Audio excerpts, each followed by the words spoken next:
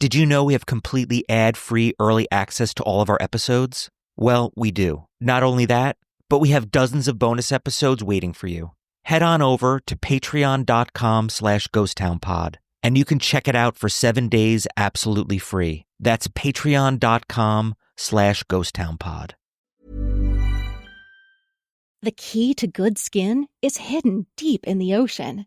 Osea's Undaria algae body oil harnesses the powers of Undaria seaweed in every bottle to transform dry skin to silky, soft, and glowing without feeling greasy. Seaweed is a nutrient-dense superfood packed with vitamins, minerals, and antioxidants that help replenish the skin's moisture barrier and maintain a healthy glow. Osea's Undaria algae body oil is not your typical body oil. Rich, yet never greasy, and clinically shown to instantly improve skin elasticity. See the power of Undaria seaweed after just one use. Get healthy, glowing skin with clean vegan skin and body care from Osea. For 10% off your first order, use code SEAWEED10 at OseaMalibu.com. Plus, free samples with every order and free shipping on orders over $50. Use code SEAWEED10 for 10% off at OSEAMalibu.com. Life insurers put life into the things you live for. The new factory that's hiring your neighbors. Maintenance on the bridge that keeps traffic flowing. The paycheck that puts pizza night on the table. Life insurers contribute $8 trillion to the U.S. economy through bond purchases and other investments, and protect the financial security of 90 million American families, like yours. See how life insurers put life into America at acli.com. Paid for by the American Council of Life Insurers. Into the Woods. I'm Jason Horton. I'm Rebecca Lieb. And this is Ghost Town.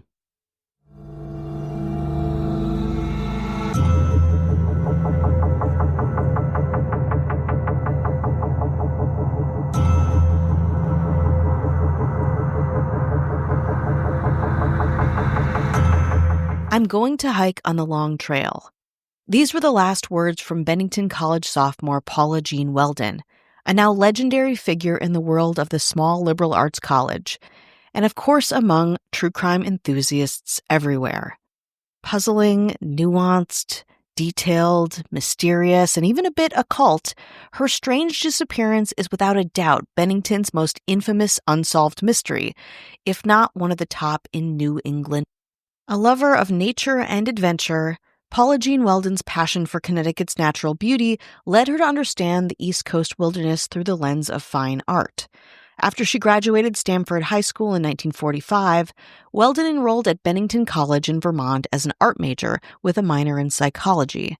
In the fall of 1945, she moved into the Dewey House, a colonial-style dormitory on college grounds, and one that is, interestingly enough, still standing and still a dorm today.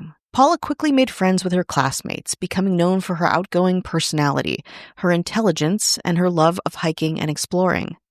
As Paula settled into her new life as a college student, she got a part-time job at the Bennington College dining hall, and in her free time would often hike the winding trails around the college with groups of friends or alone. Before her hike, the 18-year-old sophomore first went to her dorm room to change out of her work clothes, conversing for a while with her roommate, Elizabeth Johnson. She told Johnson that she was all through with her studies and she was ready to take a long walk, and headed out around 2:45 p.m. Johnson added that her roommate was wearing a distinctive red coat with a fur collar, jeans, and lightweight sneakers. She packed no bag, took no extra clothing, and did not take any extra money. From all appearances, according to Johnson, Welden did not expect to be gone more than a few hours and was looking to get out into nature to uplift her mood. According to Danny Fager, the gas station owner who worked across the street from the college gates, it was a crisp 50-degree afternoon when he spotted a blonde, slight, red coat-clad young woman running up the side of a gravel pit near the college entrance and then running down it again. Then she went out of view. Later, search parties would call in a bulldozer to sift through the gravel pit on the off chance that she had been buried alive, though no evidence of that nature was ever found. Just before 3 p.m., Louis Knapp of Woodford told authorities that he picked up a girl hitchhiking on Route 67A just outside of the college entrance. His description of the girl matched Welden's. When climbing into his truck, she said, Welden nearly slipped. Warned her, quote, "Be careful." No further words were spoken between them until Knapp let her off near his driveway, which was on Route 9 near the long trail, where she had told him that she wanted to go. After thanking Knapp for the ride, Welden headed for the trail. From this point, Welden either hitchhiked or walked the rest of the way to the start of the trail in Woodford Hollow.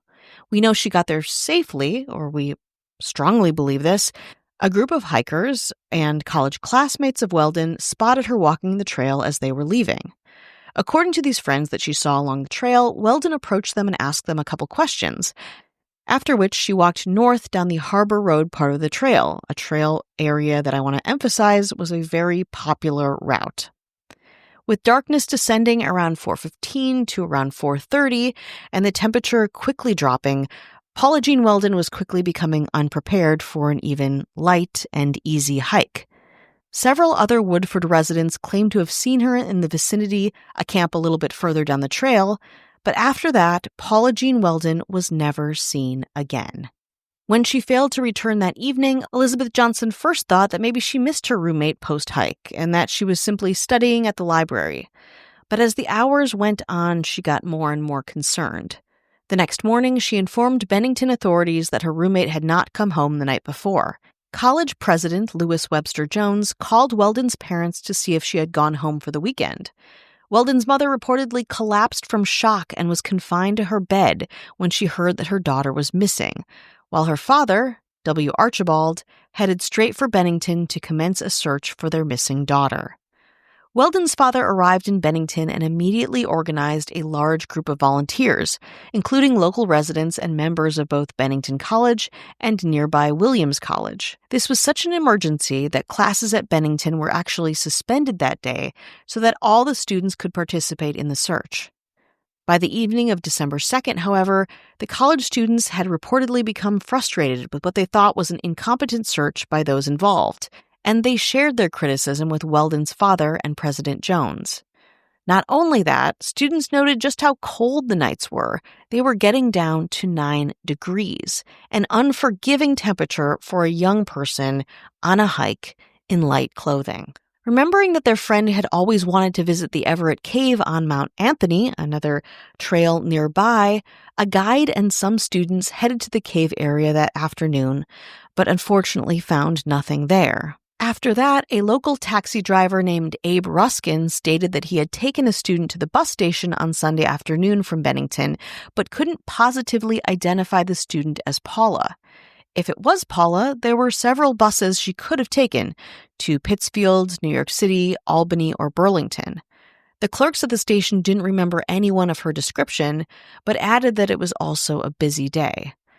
Welden's father, now desperate, used his reputation and influence to call in state police from New York and Connecticut to help.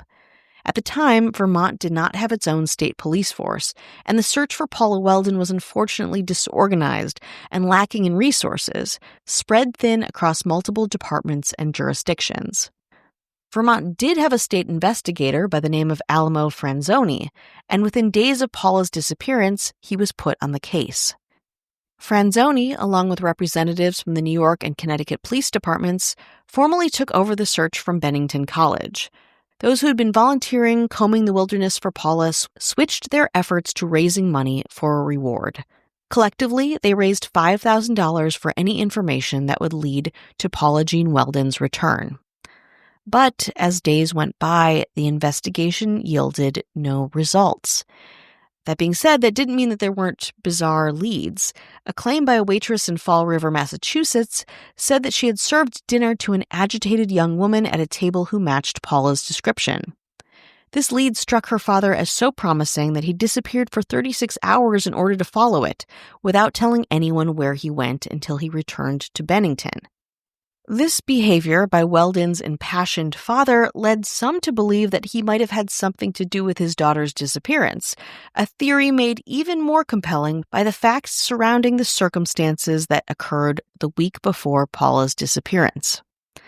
Like Elizabeth Johnson told investigators, Paula was expected to go home to Connecticut for Thanksgiving, but she called her parents and told them that she would actually be staying in Bennington. Despite her original statement seeming like nothing was wrong, Johnson actually retracted her statement and said that Paula and her father actually had a falling out not long before her disappearance. Thinking that Paula would return, she didn't want to further estrange or strain Paula Jean Welden from her father. But she did admit, at this point in the investigation, that Paula Jean Welden had been depressed and that likely it had something to do with her family and Thanksgiving break. Interviews with Paula's family and friends didn't offer much clarity. Paula's father had related that all of Paula's letters home had been cheerful, and that there was no conflict at the center of her arrangements to stay on campus for Thanksgiving, and that he could not imagine why she would leave the campus. When asked about any boyfriends Welden may have had, her father told police that she had previously made some social acquaintances with a few young men at Williams College in Massachusetts, but that she was not seriously dating any of them.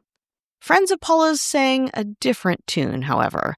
Like Johnson, they stated that the days before her disappearance, Welden had seemed increasingly depressed, so much so that they were perhaps worried. But Welden's father denied these claims vehemently, hammering home that it was probably teenage boyfriend trouble. What was more suspect than what Welden's father said was his vehemence. He really had no evidence to substantiate his theory. One piece of light evidence that he was told through a clairvoyant. This clairvoyant claimed that a man's involvement was part of Paula's disappearance. Welden's father ran with that, thinking that it was probably something romantic in nature. On December 16th, Paula Jean Welden's father packed up all of his daughter's belongings and returned to Connecticut, but not before publicly criticizing Vermont for its lack of a professional police force. He skewered the school, the investigative work, and was mystified at the fact that there had been no records kept for the first 10 days of the investigation, which, I will say, is pretty shocking. His anger was certainly not lost on the army of reporters who descended from all across New England onto the small college town to cover the story. But as soon as Welden left, the out-of-state reporters also cooled off on this missing persons case, although local papers continued to cover the story as front-page news until late December.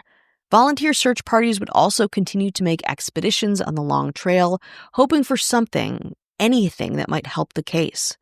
But by early January, low morale and harsh weather conditions ended the search for Paula Jean Welden. Any evidence of the missing co-ed, if it ever existed, was buried under the thick Vermont snow. Or was it? More after. If you're like me, you were told your health starts in your gut. But if you're a woman, that isn't quite true. It all starts with your hormones. When your hormones are off, everything is off, including digestive issues, mood, energy levels, weight management, and so much more. Hormone Harmony is a game changer for women struggling with hormonal imbalances that leave them exhausted both physically and mentally. It only contains science-based ingredients that bring back comfort, energy, clarity, confidence, all of the things that bring us a sense of balance. Happy Mammoth, the company behind this phenomenal formula, has helped over 2.4 million women get their lives back on track and feel like themselves again after years or even decades of hormonal imbalances. What makes this formula unlike anything else on the market is that it tackles multiple hormone imbalances at the same time, creating a cascade of benefits all throughout the body and mind, leading to all those good things: a better mood, energy, easier weight management, and deep comfort. Who doesn't like deep comfort? If you don't believe me, Hormone Harmony has over 50,000 raving reviews from women all over the world, with 98% of them saying they'd gladly recommend it to their friends and family. So, for a limited time, you can get 15% off your entire first order at happymammoth.com. Just use the code GHOST at checkout. Try it risk-free and get 15% off your first order with code GHOST at checkout. Hey everyone, I want to tell you about a podcast I think you're going to love. It's called Most Terrifying Places in America from Travel Channel. The Most Terrifying Places in America visit some of the creepiest locations across the United States. Check into a hotel in New England where guests wake up with mysterious scratches. Then head down to the back roads of the Midwest where a hitchhiker vanishes mid-sentence. After that, meet the spirits of a Texas warship where the dead still walk the decks. On each episode, travel with ghost hunters, psychics, and historians as they uncover the chilling truth behind America's paranormal hotspots. It's a podcast that's part cross-country road trip and part ghost tour. One of my favorite locations mentioned is the now abandoned Lake Shawnee Amusement Park in West Virginia. It has a very dark and very deadly history. Listen to Most Terrifying Places in America wherever you get your podcasts. Life insurers put life into the things you live for. The new factory that's hiring your neighbors. Maintenance on the bridge that keeps traffic flowing. The paycheck that puts pizza night on the table. Life insurers contribute $8 trillion to the U.S. economy through bond purchases and other investments, and protect the financial security of 90 million American families, like yours. See how life insurers put life into America at acli.com. Paid for by the American Council of Life Insurers. This break. Months after Paula Jean Welden went missing on an afternoon hike at Bennington College's nearby Long Trail, the case went totally cold, figuratively and literally, as the harsh winter made it near impossible to continue search efforts. But then a suspicious tip came in from a campground frequented by tourists in Charleston, South Carolina. A woman who bore a striking resemblance to Paula Jean Welden signed in as Mary Welden. The police were contacted by the campground staff, but the woman was initially combative and unwilling to cooperate with authorities. Eventually, police were able to convince Mary Welden to speak on the phone with Paula Welden's mother, who confirmed, unfortunately, that the woman was absolutely not her daughter. Years passed, and no other substantial leads materialized. That is until 1955, when a lumberjack who had been in Bickford Hollow near the Long Trail where Paula Welden had disappeared decided to speak up. He said that he had followed a girl fitting Welden's description into the woods that day. More importantly, he told a friend that he knew where Welden's body was buried. It was at that point that the interest in Welden's case had been revived, and the man was extensively questioned by then village attorney Reuben Levin. But, unfortunately, it turned out to be another dead end. The man admitted perversely that he had been joking and had no knowledge of Paula Jean Welden or her whereabouts. The case remained unsolved for 13 years after that, until an unidentified skeleton was found near the trail. Investigators excitedly awaited the results of an analysis of the bones, only to find that they were too old to have possibly been Welden's. But this opened up a whole new and different and later line of discourse around the case, and theories abounded.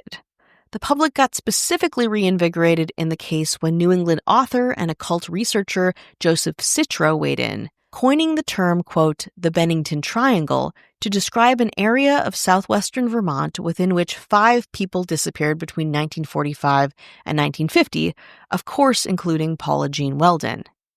He links these disappearances to a special energy that inhabits the specific wilderness area that attracts visitors from everywhere, and I mean everywhere, including, Citro says, different realms and outer space. Citro thinks that, like many of the other missing persons around Bennington, Paula Welden was likely snatched up by unknown and extraterrestrial forces. Fast forward to June 6, 2024, when construction worker Ben Britch and his co-workers were doing some foundation work at one of Bennington, Vermont's oldest standing properties, a sprawling post-colonial home. While digging, Britch came across what appeared to be a human femur lodged vertically in the packed ground a few feet under the surface. Bennington detectives and the assistant medical examiner arrived on the scene, as was the state archaeologist called in to assess the bones and surrounding dirt and debris. Authorities thought perhaps that the remains were human and transferred them to the Vermont Medical Center in Burlington for further examination and genetic testing. Because of the property's age and Bennington's long-standing history tied back to the Revolutionary War, it was very possible that the remains and artifacts around it were simply that, pieces of long-forgotten history. But before authorities confirmed that the remains found were not human, for a short time, people were talking about Paula Jean Welden once again. So what exactly happened to Paula Jean Welden? As the investigation continued to yield no answers, the mystery around the case deepened, and various hypotheses emerged to explain what the hell happened on that fateful day in December 1946. We're going to discuss some of them now. Theory number 1, foul play. Many believe Welden may have encountered a malevolent individual or a group of people during her hike, or maybe even an opportunistic criminal or an assailant. Still, there are no signs of struggle or violence found along the trail, making this theory kind of inconclusive. Theory 2, accidental fall. Given the rugged and sometimes treacherous terrain of the long trail, something that maybe Welden had an accident, specifically in the cold. But still, she had done the trail before, it was not a super rigorous hike, and there are no signs of this anywhere. Also, no body was ever found. It's certainly possible that she stumbled, fell, or became disoriented, leading to a tragic end. Yet again, the extensive search efforts would have produced something, we would think, or any kind of evidence of such an accident. Theory 3, an animal attack. Vermont is, of course, home to a variety of wildlife, including bears, mountain lions, and other potentially dangerous creatures to humans. The theory of an animal attack posits that Paula might have encountered a wild animal during her hike. They may have hurt her, eaten her, taken her, leading, of course, to her disappearance. Now, again, we might find something if that were true, probably bones, debris, signs of an attack, but we have not. Theory number 4, voluntary disappearance. Perhaps one of the most intriguing and controversial theories suggests that Paula Welden chose to disappear of her own volition. Some believe that family troubles, a la the Thanksgiving drama, potential romantic engagements from that clairvoyant, or a desire for a new life, a life outside of her collegiate existence, led her to vanish from her old life and start one anew. Theory number 5, supernatural or paranormal explanations. Of course, in the absence of concrete answers, some have turned to a supernatural or paranormal explanation. Think abductions, ghosts, strange phenomena. Of course, she could also be a victim of the cursed Bennington Triangle if you believe in it. All of these mystical theories are part of the New England landscape and lore, and which, of course, are fun to think about, are some of the more out there discussions happening, and of course, that means they're my favorite. Also, number 6, a favorite of mine, conspiracy theories. Paula Welden's disappearance has, of course, given rise to many conspiracy theories, suggesting abuse or maybe incest from her father, or maybe even her involvement in a secret government experiment or even espionage, just due to the proximity of the nearby military installations to Bennington College during World War II. These are also, of course, very exciting and very far-fetched, but again, who knows? They weren't too far away from the place that she spent every day of her young collegiate life. Thousands of Redditors weigh in on this case every week, even now, so I'd be remiss if I didn't share some of their reactions to this now long, cold case. From Clumsy Zebra 80, it sounds like she made a really strange decision to go hiking near sunset in December in improper clothing and died as a result. I think the mystery is why she made such an odd choice. She was from Connecticut and living in Vermont, so she was no stranger to winter. Interesting. From Ambient Goth, in my opinion, her decisions sound like she wanted to take her life in a way that gave her, or her family, plausible deniability, since the stigma around suicide was still quite active in that time period.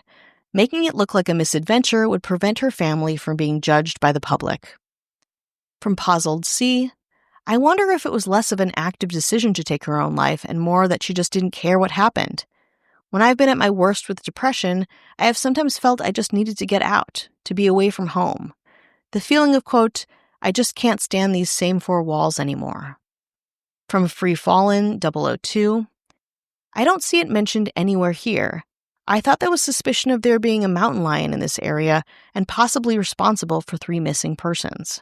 An interesting note to the case is that Welden's disappearance inspired several novels, including Donna Tartt's first novel, The Secret History, Hilary Waugh's novel, Last Seen Wearing, and possibly Shirley Jackson's novel, The Hangsaman. Tartt attended Bennington College herself, and Jackson lived there at the time of the disappearance, as her husband was on the faculty there. But it's important to leave with something positive about Paula Jean Welden's enduring, mysterious case and legacy. Her father's very vocal criticisms of the state of Vermont's lack of proper resources was a factor in the creation of the Vermont State Police in 1947. Specifically, they have been responsible, by statute, for all wilderness search and rescue missions.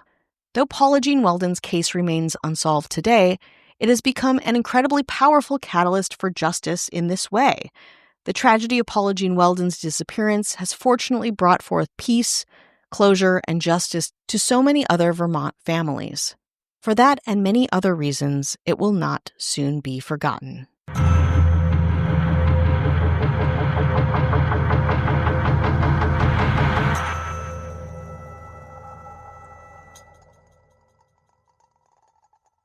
Did you know we have completely ad-free early access to all of our episodes? Well, we do. Not only that, but we have dozens of bonus episodes waiting for you.